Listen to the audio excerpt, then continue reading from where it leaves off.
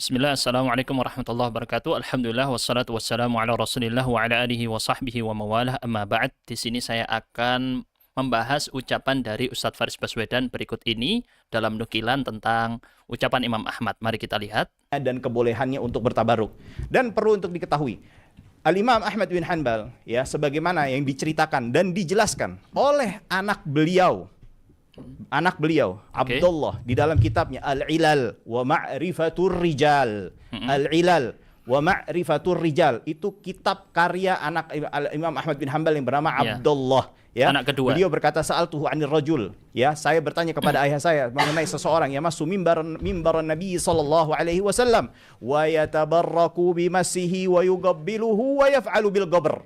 Ya, dan orang tersebut bertabaruk kepada mimbarnya Nabi Muhammad SAW dengan cara memegang-megangnya, menyentuh-nyentuhnya dan mencium-ciumnya, dan juga melakukan hal yang sama terhadap kuburnya Nabi Muhammad SAW. Mithla dzalik au nahwa hadza, atau semisal dengan perbuatan yang semisal dengan hal tersebut.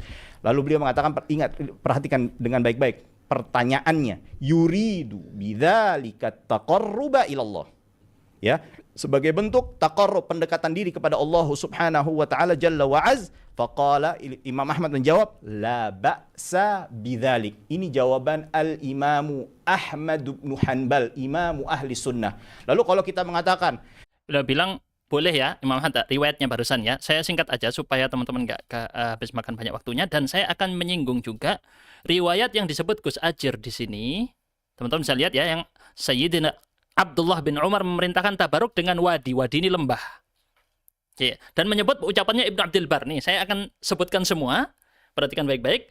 3 hal ini, ucapan Imam Ahmad, kemudian tentang tindakan Abdullah bin Umar, kemudian juga penjelasan Ibnu Abdul Bar. Baik, semuanya di sini kita akan bahas. Dan teman-teman, seperti biasa saya pakai menggunakan PowerPoint berikut, ya, supaya teman-teman juga bisa download. Saya transparan, terbuka. Siapapun yang mau menggunakan materi ini, ya, mau dibikin file apapun, mau dibantah, mau dikritik, siapapun bisa download di deskripsi video. Silahkan. Ilmu, teman-teman, tidak untuk ditutup-tutupi. Maka ini izin saya sampaikan kritik ilmiah. Ntar kita turunkan dulu nadanya supaya tidak terlihat emosi. Kita santai dulu ya. Untuk beliau berdua, Ustadz Faris Baswedan dan Gus Ajir Ubaidillah, semoga Allah menjaga kita semua dan juga membimbing kita kepada jalan kebenaran. Apakah benar Imam Ahmad bin Hanbal membolehkan tabaruk pada kuburan?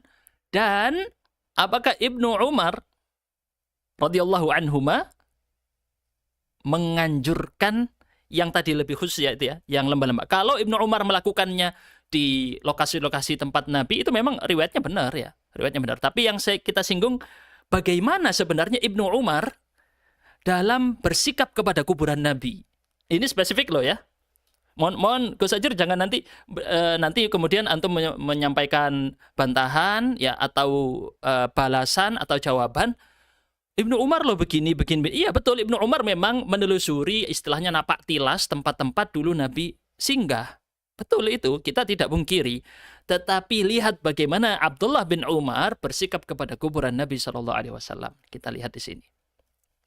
Baik, pertama, nukilan yang dimaksud oleh Ustadz Faris Baswedan tadi di kitab Al-Ilal, teman-teman bisa lihat di sini ya, di mana Imam Ahmad ditanya, putranya ini yang meriwayatkan, ya, Abdullah bin Ahmad bin Hanbal bertanya kepada ayahnya, bagaimana dengan menyentuh mimbar tempat Nabi berceramah, berkhutbah, disentuh, dicium, lalu dilakukan yang semisal pada makamnya Nabi, dengan tujuan untuk mendekatkan diri kepada Allah. Maka Imam Ahmad menjawab, la ba'sa bidzalik, tidak mengapa dengan hal itu. Baik, riwayat ini valid memang dari Abdullah bin Ahmad ibn Hanbal. Kita tidak bahas tentang validitasnya. Tetapi kita fokusnya bukan di Abdullahnya, rahimahullah, tapi di Imam Ahmadnya. Apakah benar pendapat Imam Ahmad ini seperti yang dinukil? Bisa jadi kan ini ada pembahasan yang panjang di ilmu manuskrip, makhtutat, segala macam. Tapi saya tidak mau nyinggung ke sana. Kita akan fokus melihat konsistensi pendapat Imam Ahmad bin Hanbal dalam masalah ini gitu. Kita kan harus cek konsistennya kan ya. Nah, di sini kita lihat ternyata riwayat ini janggal dari 5 sisi. Pertama, ini sebenarnya rangkuman dari semua materinya ya. Dia bertentangan dengan riwayat-riwayat murid Imam Ahmad bin Hanbal yang justru melarang tabarruk dalam bentuk mengusap-ngusap, mencium-cium pada kuburan. Dilarang mendekap, memeluk. Yang kedua, bertentangan dengan riwayat Abdullah sendiri, putranya Imam Ahmad sendiri, ya, yang menukil Sufyan bin Uyainah melarang di hadapan Imam Ahmad dan beliau tidak menegurnya, tidak mengingkarinya. Yang ketiga, ini bertentangan dengan riwayat Imam Ahmad yang lainnya dalam kasus yang serupa dalam masalah mengusap pojok-pojokan Ka'bah dan mencium mushaf. Dan yang keempat, bertentangan dengan pendapat ulama madhab Hambali. Nanti kita nukil ini karena Ustadz Faris Baswedan banyak menggunakan referensi madhab Hambali ini ya. Makanya perlu kita sebutkan ini, apalagi ini madhabnya Imam Ahmad bin Hanbal yang kelima bertentangan secara fakta historis. Walaupun yang kelima ini nggak terlalu terkait secara langsung, ya, tetapi dia lumayan bisa menambah pembuktian tentang masalah ini. Pertama, riwayat murid-murid Imam Ahmad bin Hanbal yang lainnya. Mari kita lihat riwayatnya Abu Bakar Al-Athram dari kitab Al-Masail Al-Fiqhiyah. Maunya saya cantumkan gambar kitab-kitabnya di sini, tapi nggak apa-apa, nggak usah ya, supaya waktunya lebih cepat. Mungkin teman-teman nggak kelihatan, saya akan perbesar sedikit. Nih sebentar ya, maaf mengganggu sebentar. Ini saya atur displaynya. Aduh, pencet yang tadi. Baik, Abu Bakar Al-Athram ini murid dekatnya Imam Ahmad bin Hanbal. Dan beliau menukil dalam yang sebenarnya dinukil oleh Abu Ya'la, Ibnu Qudamah tentang perkara ini saat ditanya apakah makam Nabi SAW yumassu wa yutamassahu bihi, boleh nggak disentuh atau diusap? Ma'arifu hadza. Lihat, Imam Ahmad ini orangnya memang sangat menunggu dalil. Aku nggak tahu ada dalil yang membahas masalah ini. Ini nggak ada dasarnya, istilahnya gitu. Kok bisa? Maksudnya, ma'arifu hadza, aku nggak tahu. Ini kaitannya dengan setelahnya. Mari kita lihat bawahnya ya. Fal mimbar, lalu bagaimana dengan mimbar? Ammal mimbaru fana'am. Adapun mimbarnya Nabi, boleh. Qad ja'a fihi, telah ada riwayat yang menyebutkan dalam masalah mengusap, menyentuh mimbarnya Nabi SAW. Dan kita tahu di dalam mazhab Hambali memang pendapat para sahabat itu adalah dalil. Dan jika para sahabat melakukannya itu mereka pakai. Tapi kita tidak bahas panjang tentang kasus pendapat para sahabat di mazhab Hambali karena ada rincian-rincian yang nggak bisa kita bahas di sini. Nah, kita lanjut. Kita lihat lagi lanjutan riwayatnya. Ini masih lanjutan riwayatnya Abu Bakar Al-Athram. Disebut dalam Al-Masail Al-Fiqhiyah min Kitabir Riwayatain wal Wajhain, karya Abu Ya'la Al-Farra. Ini imam mazhab Hambali. Al-Qadi, kalau disebut Al-Qadi pasti beliau yang dimaksud. Nah, dikatakan kepada Abu Abdillah, yakni Ahmad bin Hanbal, innahum yulsiquna butanhum bijidaril qabr. Lapor, orang-orang itu pada nempelin perut mereka ke dinding makam. Lalu dikatakan kepadanya, maksudnya ini majelis, ada orang yang ngomong beberapa ya kan ya. Lalu ada yang bilang lagi, apakah Anda melihat dari ulama Madinah yang tidak menyentuh makam? Ini kan tadi pembahasannya tadi dalil ya. Yang di sini kan dalil, riwayat para sahabat misalnya. Nah, sekarang nyinggung kejadian di zaman sekarang, orang malah menempelkan perutnya ke dinding makam. Nempel gini. Tempel. Yang kemudian disinggung, gimana para ulama di Madinah? Apakah mereka menyentuh makam, tidak menyentuh makam, atau malah berdiri di samping dan memberi salam? Maka kemudian, Imam Ahmad bin Hanbal rahimahullah mengatakan, na'am. Iya, seperti itu yang dimaksud. Begitulah dahulu Abdullah bin Umar radhiyallahu anhuma melakukannya. Apa? Ini saya tandai sudah warna kuning ya. Tidak menyentuh makam, tetapi berdiri di sampingnya makam, di posisi lain, dan mengucap salam. Ini caranya Abdullah bin Umar di dalam bertabarruk. Ini caranya. Nah, antum berdalil dengan yang lembah As-Surar ini, terus kemudian mau membenarkan tentang masalah memeluk-meluk, mengusap-ngusap, mencium-cium. Apakah antum benarkan? Dan itu banyak dilakukan di Indonesia. Kita terus terang kita sampaikan. Di Indonesia banyak kan ya. Yang menyentuh, mencium, divideokan juga. Bahkan mungkin ada yang menganjurkan. Tapi lihat Abdullah bin Umar praktiknya. Walaupun beliau ada riwayat nih. Riwayatnya nanti kita bahas nih. Ada kritiknya tentang riwayat ini ya. Yang disebutkan dalam kitab Muwatta. Riwayatnya Abdullah bin Umar justru beliau tidak menyentuh makam. Makam Nabi tidak disentuh. Nah, kita lihat riwayat yang disebut oleh Gus Ajir. Gus Ajir menyebut ya, tentang masalah Abdullah bin Umar menganjurkan orang untuk pergi ke lembah yang disebut As-Surar. Di sana ada pohon yang di bawahnya ada 70 nabi yang pernah dipotong tali pusarnya di sana. Nah, ini di dalam Muwatta Imam Malik nomor 249. Tetapi riwayat ini lemah sanadnya. Ada dua jalur. Ada jalurnya Abu Ya'la. Ini bukan Abu Ya'la Al-Hambali tadi, beda ya. Ini Al-Mausili rahimahullah. Yang pertama riwayatnya Imam Malik dari Muhammad bin Amr bin Halhala, lalu dari Muhammad bin Imran Al-Ansari, lalu dari ayahnya, lalu dari Ibnu Umar. Problemnya adalah, ini ringkasannya, Muhammad bin Imran ini majhul, tidak dikenal, ayahnya juga majhul, tidak dikenal. Double. Ada dua masalah. Jalur yang kedua, Gus Ajir, Abu Ya'la di sini meriwayatkan dari Al-Hasan bin Hammad, dari Abu Mu'ayyid, dari Al-A'mash, dari Abdullah bin Zakwan, dari Ibnu Umar. Ada putus sanad antara Abdullah bin Zakwan dengan Ibnu Umar. Kedua, Abdullah bin Zakwan ini mungkarul hadis menurut Al-Bukhari dan lain-lain. Hadisnya ditolak dan diingkari. Jadi riwayat ini mau diputar kemanapun, riwayatnya lemah. Bahkan yang antum nukil, Gus Ajir, bahwa Ibnu Abdul Bar menyebutkan dalam kitabnya At-Tamhid, Ibnu Abdul Bar wafat tahun 463 Hijriah ini, dalam kitabnya At-Tamhid mengatakan bahwa dalil hadis yang tadi ya Ibnu Umar, riwayat Ibnu Umar. Riwayat Ibnu Umar memerintahkan ini, Rasulullah SAW bersabda ini ya. Riwayat barusan ini, ya, riwayat barusan disimpulkan oleh Ibnu Abdul Bar adalah dalil bahwasannya itu tabarruk, dijadikan kesimpulan untuk tabarruk dengan peninggalan-peninggalan Nabi dan orang-orang soleh. Iya, memang beliau menukil, tapi kesimpulan hukum itu kalau Anda lihat di dalam syarah-syarah kitab hadis manapun, ini saya ulangi lagi, antum lihat di dalam kitab-kitab syarah hadis manapun, ya, walaupun hadisnya dipandang lemah oleh pengarangnya atau oleh orang ulama lain dipandang lemah, tapi beliau sebagai pensyarah hadis menukil apa kesimpulan yang diambil. Silakan buka di, misalnya hadisnya riwayat Tirmidzi, dijelaskan misalnya dalam Tuhfatul Ahwadhi.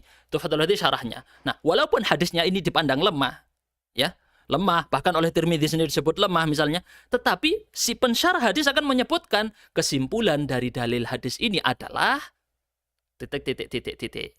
Wajar. Memang, karena kesimpulan dari situ, maksudnya apa yang bisa diambil hukum tanpa, atau istilahnya tutup mata bighaddil basar an sihhati hadzal hadis. Dengan tanpa melihat apakah hadis ini sahih atau tidak, kita ambil kesimpulannya apa dulu. Tetapi lihat Ibnu Abdul Bar, lihat Ibnu Abdul Bar. Ini di dalam halamannya sama ya, halamannya ya dengan yang antum sebut, yang Ibnu Abdul Bar menyebut bahwa itu dalil tabarruk dengan orang-orang soleh. Lihat kata Ibnu Abdul Bar, la a'rifu Muhammad bin Imran, aku tidak tahu siapa Muhammad bin Imran ini. Kecuali, salah ngomong saya. La a'rifu Muhammad bin Imran hadza illa bihadzal hadits. Aku tidak tahu Muhammad bin Imran ini kecuali dengan hadis ini. Cuman ada riwayat yang hadis ini tok. Wa ilam yakun abuhu Imran ibn Hibban al-Ansari atau Imran ibn Sawadah fala adri manhu. Ya, kalau saja ayahnya bukan Imran bin Hibban atau Imran bin Sawadah, aku tidak tahu dia siapa sebenarnya. Jadi ini majhul. Ibnu Abdul Bar sendiri menyebut majhul. Yang tadi saya salah sebut sedikit itu tetap ya maknanya sama. Ibnu Abdul Bar menilai Muhammad bin Imran dan ayahnya majhul, tidak dikenal. Oh, bukan Ibnu Abdul Bar sendiri. Siapa lagi yang menilai? Al-Imam Adz-Dzahabi menilai juga majhul di dalam kitab Mizanul I'tidal, dan Ibnu Hajar menilainya majhul di dalam kitab Taqribut Tahdzib. Tidak dikenal. Riwayatnya lemah, Ustaz. Mohon Gus Ajir, kita mengkritiki semua ini. Jangan antum tampilkan semua riwayatnya ya, kelihatan seolah-olah di depan masyarakat, di depan umat, para sahabat bertabarruk, menganjurkan tabarruk. Tapi ternyata setelah kita telusuri semua riwayatnya lemah, riwayatnya bermasalah. Dan juga bahkan prakteknya kepada kuburan tidak seperti itu. Jadi secara sanadnya bermasalah, secara pemahaman juga bermasalah. Antum memahami, mohon maaf ya, agak naik sedikit tensionnya. Antum memahami, ini emosi bukan emosi. Ini saya soalnya kalau ceramah, antum lihat kalau saya khutbah ceramah emang gini nadanya. Antum memahami dari tabarruk tadi bukan seperti praktiknya Ibnu Umar. Ibnu Umar dalam masalah kepada makam Nabi tidak menyentuh makam Nabi. Itu coba dari segi sanadnya bermasalah, dari memahaminya juga bermasalah. Nah, ayahnya juga dinilai majhul oleh Az-Zahabi walaupun Ibnu Hajar menilainya tidak majhul. Tapi Az-Zahabi menilainya majhul sebagaimana Ibnu Abdul Bar juga tidak tahu ini siapa, Imronnya ini siapa. Perlu ada penjelasan tapi nggak bisa ditelusuri. Kenapa? Lah karena cuman ada hadis ini. Muhammad bin Imran ini cuman ada di hadis ini kata Ibnu Abdul Bar. Cuman ada di hadis ini. Baik, ditambah lagi riwayat jalur lain ya. Ini jalur yang pertama kita bahas. Lemah. Bukan hanya lemah, tapi lemah sekali. Yang kedua, ini bukan lemah saja, ini lemah sekali. Nanti dalil fadail amal Ustaz, tidak apa-apa fadail amal pakai hadis yang lemah. Antum lihat ucapan para ulama dalam masalah fadail amal. Antum lihat gimana dengan yang riwayatnya itu dhaifun jiddan, riwayatnya sangat lemah, gimana? Coba antum transparan dong. Ya biar nggak usah saya yang jelaskan. Antum coba sebutkan. Ustadz Faris Baswedan, Gus Ajir, coba antum transparan sebutkan bagaimana pandangan ulama tentang masalah mempraktekkan, mengamalkan fadail amal, tapi bukan hadis yang lemah biasa ya, yang sangat lemah.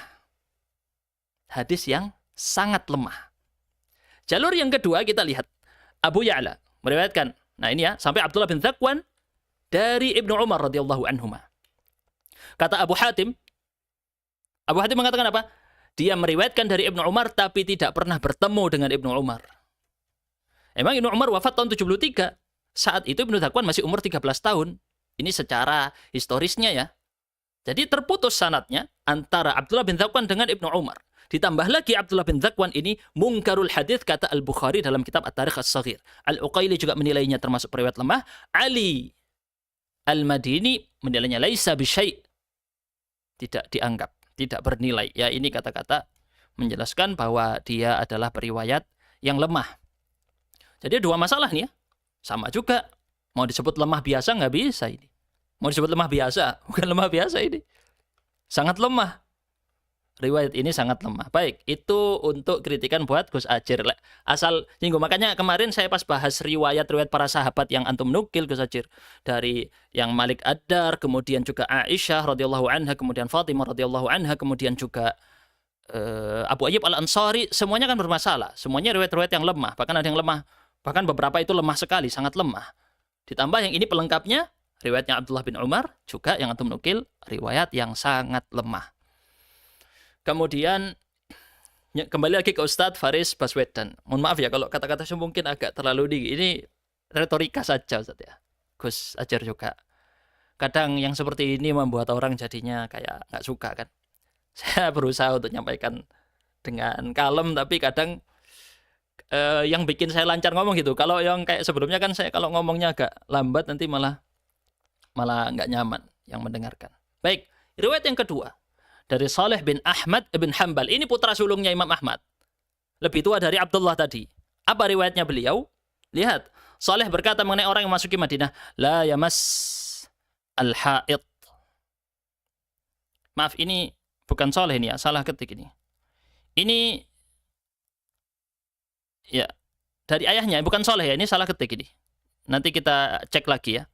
Ini Imam Ahmad bin Hanbal. Atau Salehnya.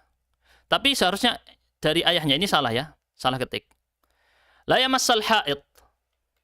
Dalam Masail Imam Ahmad soalnya ini ya. Riwayat putranya Saleh. La yamassal haid wa yada'u yadahu ala rummanah. Tidak dia menyentuh dinding makam, tidak pula meletakkan tangannya pada pegangan di mimbar. Wal maudhi' dan tidak pula menyentuh pada tempat Nabi dulu pernah duduk. Wala yuqabbilul haid dan tidak mencium dinding makamnya. Ini yang riwayatnya Saleh ini lebih cocok dengan fakta historisnya nanti di poin yang kelima, bahwa bahwa kuburan Nabi itu sudah didindingi, ditutupi dinding. Sedangkan kalau versinya Abdullah tadi ya, langsung menyebut kuburannya tidak ada dindingnya. Langsung menyebut kuburannya. Sedangkan ini bertentangan dengan fakta historis. Justru yang lebih cocok adalah riwayatnya Saleh bin Ahmad bin Hanbal. Baik.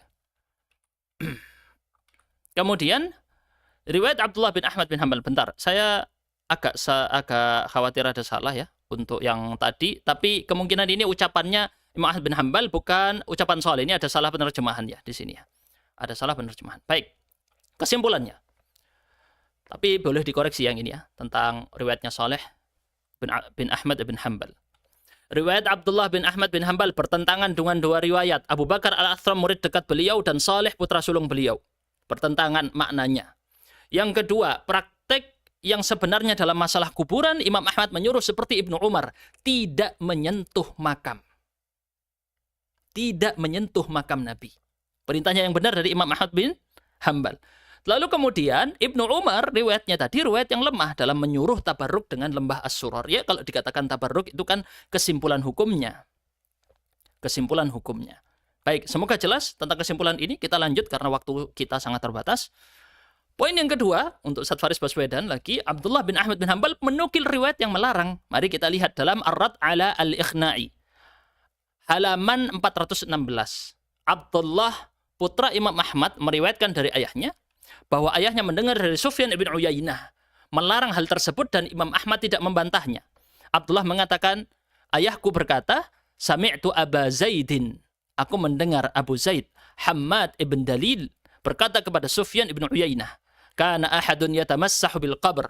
Apakah dulu ada orang yang mengusap-ngusap makam? Maksudnya dari para ulama terdahulu, tabi'in, sahabat. Qala la, tidak ada. Wala yaltazimul qabr. Tidak pula dia merangkul, iltizam, merangkul, memeluk, mendekap makam tersebut. Peluk-peluk. Yang kenyataan di lapangan seperti itu. Kenyataan di lapangan kita, bahkan di luar Indonesia juga seperti itu. Kata Sufyan bin Uyainah, tidak boleh. Jelas dia. Ini Imam Ahmad malah menukil. Ini Imam Ahmad yang menceritakan. Baik, berarti ini riwayatnya Abdullah sendiri ya. Nah, lanjut. Imam Ahmad melarang tentang hal ini di kasus yang mirip, walaupun tidak persis benar dengan makam. Ishaq al-Kausat pernah bertanya kepada Imam Ahmad bin Hanbal, dinukil dalam Masail al-Imam Ahmad wa Ishaq ibn Rahawayh. Qultu yastalimul arkan kullaha. Aku berkata, aku bertanya, apakah seseorang mengusap semua pojokan Ka'bah, pojokan-pojokannya? Qala la, tidak. Illal yamani wal hajar. Kecuali rukun Yamani dan Hajar Aswad. Karena itu yang ada dalilnya. Imam Ahmad berhenti pada yang ada dalilnya. Nggak ada dalilnya ditinggal. Antum kalau belajar dari semua madhab Hambali memang seperti itu. Di madhab Hambali terutama riwayat-riwayat Imam Ahmad kayak gitu. Kalau ada dalilnya dilakukan. Nggak ada dalilnya stop. Nih kita lihat lagi.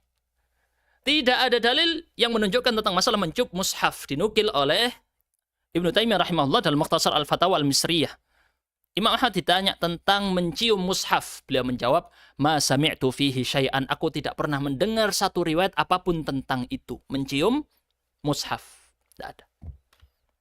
Anda dikatakan tabarruk dengan mushaf, tabarruk.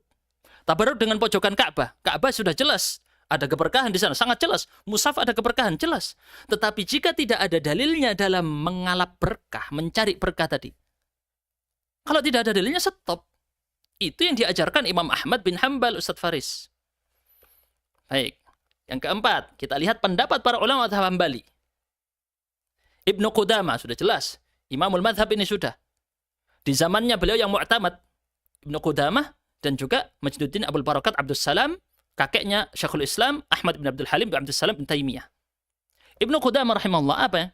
Beliau mengatakan dalam Al-Mughni, la yustahabbu, tidak disunnahkan, tidak dianjurkan, at-tamassuh, mengusap-ngusap dinding makam Nabi SAW, wala taqbiluhu, tidak pula menciumnya. Qala Ahmad, Ahmad berkata, ma'arifu hadha, aku tidak mengetahui hal ini. Maksudnya ada dalilnya, aku tidak tahu ada dalil tentang ini. Qala Al-Athram, kata Al-Athram yang tadi Abu Bakar ya, ra'aitu ahlal ilm, aku melihat para ulama dari penduduk Madinah, la yamassuna qabran Nabi SAW, mereka tidak mengusap atau bahkan menyentuh, tidak menyentuh kubur Nabi SAW. Al-Mardawi, antum tahu Al-Mardawi. Beliau yang muharrir yang merapikan madhab Hambali dan sebelum lupa saya nggak menyebutkan wafatnya ya. Sin Ibnu Qudamah wafat sekitar antara 500 ya kalau nggak salah, sekitar 500-an Hijriyah atau mungkin 600. Sekitar itu. Al-Mardawi ini sekitar 800-an Hijriyah. Beliau juga yang mengumpulkan riwayat-riwayatnya Imam Ahmad lalu dipilih mana kemudian yang mu'tamad jadi pendapat resmi madhab dan seterusnya. Setelahnya nanti Al-Buhuti, setelahnya beliau Al-Buhuti. Baik. Al-Mardawi rahimahullah, la yustahabbu, tidak dianjurkan, sama juga perkataannya, ala sahihi minal madhab, ini pendapat yang resmi, yang sahih dari madhab. Apakah Al-Mardawi tidak tahu riwayat Abdullah tadi? Tahu. Beliau, kalau antum lihat di dalam kitab Al-Insaf fi ma'rifatir rajihi minal khilaf, itu beliau mengumpulkan riwayat-riwayat Imam Ahmad, dicari, ditelusuri. Mana yang sahih, mana yang tidak sahih, mana yang jadi pendapat resmi madhab. Lihat pendapat resmi madhab Hambali apa? Tidak dianjurkan mengusap-ngusap kuburan Nabi. Lalu berkata dalam Al-Mustaw'ib, disebutkan Al-Mustaw'ib, bal yukrah, tetapi bahkan dimakruhkan, dibenci. Ngusapnya, kalau ada niat, nambah lagi, maksudnya ada niat sampai dalam tahap. Kan ini yang dibahas adalah zahirnya, Ustaz. Zahirnya, luarnya, menyentuhnya. Masalah niatnya nanti ada maksud pengkultusan, ada maksud ini, bisa naik hukumnya sebagaimana antum tahu. Nah, qala Imam Ahmad ahlul ilmi kanu la yamassunahu. Dahulu para ulama tidak menyentuhnya. Lihat Al-Hijjawi mengatakan dalam Al-Iqna' fi fiqh Imam Ahmad. Sama juga. Tidak disentuh kuburan Nabi, tidak sentuh dindingnya, tidak pula menyentuhkan dadanya ke sana, tidak pula menciumnya. Dan ini menyelisihi fakta historis. Nukilan Abdullah yang tadi di dalam kitab Al-Ilal, beliau tidak menyebut dinding, beliau nyebut langsung kuburan. Sedangkan kuburan Nabi ada di dalam dinding. Ini yang warna biru, garis biru ini adalah dinding kamarnya Aisyah. Yang garis merah ini sudah dibangun di zaman Umar bin Abdul Aziz, sebagaimana disebutkan dalam kitab ini. Dan antum sudah tahu ini di kitab-kitab semua, sudah dijelaskan di kitab-kitab sejarah, memang ada perluasan di zamannya Al-Walid bin Abdul Malik, lalu kemudian yang menjadi gubernur Madinah saat itu adalah Umar bin Abdul Aziz. Terjadi perluasan keempat pada tahun 88 sampai 91 Hijriyah. Yang gedung, tembok yang bentuk segi lima, yang warna merah, walaupun ini ada 6 sudutnya, tapi kita sebut aja segi lima. Ini dibangun sudah tahun 88 sampai 91, sedangkan Imam Ahmad hidup tahun 200-an. Maksudnya akhir hidupnya tahun 200-an. Kan berarti ucapannya Abdullah tadi yang pertama, kita sebut di sini, iya kan? Tidak menyebut dinding, sedangkan riwayat-riwayatnya yang lain, para ulama, kemudian juga coba kita lihat riwayatnya Saleh dan Abu Bakar Al-Athram ya, apakah menyebut kata dinding? Di sini tidak disebut ya, langsung sebut qabr. Yang riwayatnya Abu Bakar. Kalau riwayatnya Saleh, disebut dinding, disebut ada dinding. Gitu. Ini hanya tambahan saja yang kelima ya, bukan sebagai tidak mutlak. Ini untuk poin yang kelima bisa saja disinggung, dibantah saja. Oh, maksudnya qabr itu dinding, ya sudah, selesai sama saja. Jadi itu cuma tambahan saja. Tetapi yang paling penting adalah 4 poin berikut ini. 4 poin tadi berikut sebagai rangkumannya saya ulangi lagi di sini. Nah, ini ya tampilannya, teman-teman bisa lihat. Maafkan dari kata-kata saya bila ada salah, dan juga kalau saya itu ngomongnya agak kalem itu jadi agak lambat, agak delay. Kalau ngomongnya menggebu-gebu bisa lancar gitu. Mohon maaf Ustaz ya.